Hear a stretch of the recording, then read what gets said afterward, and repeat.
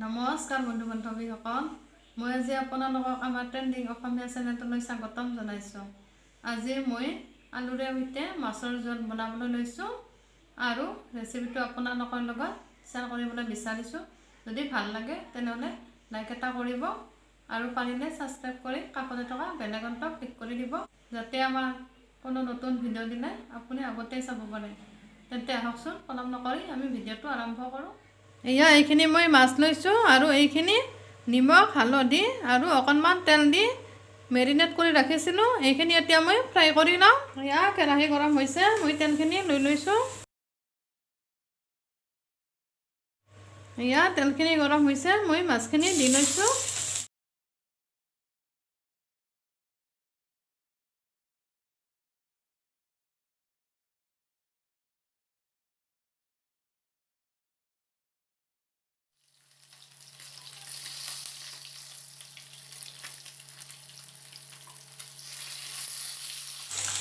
এয়া এইখিনি হৈছে, এইখিনি তুলি লৈছোঁ।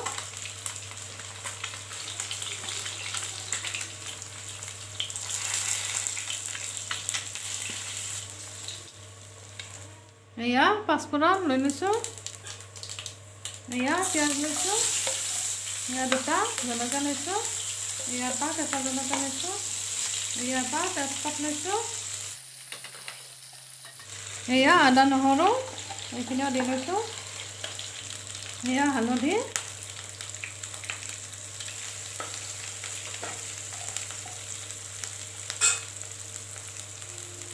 এয়া আলু লৈছোঁ। এয়া 4টা আলু লৈছোঁ আৰু এইখিনি বইল কৰি লৈছোঁ।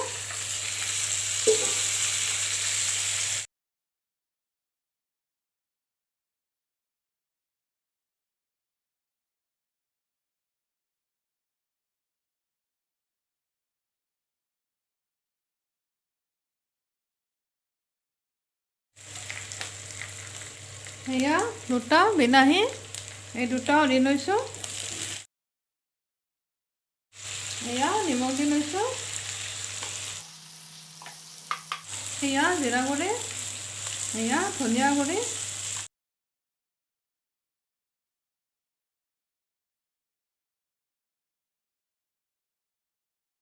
এয়া অকণমান পানী দি লৈছোঁ।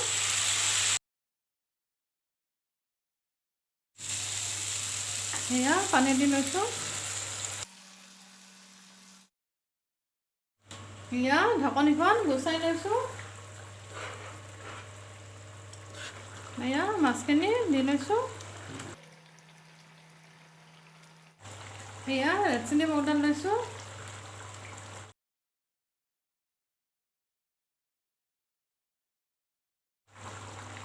এয়া গৰম মছলা, এয়া কচুৰি মেথি, এয়া অকণমান নিমখ কম হৈ আছিল দি লৈছোঁ।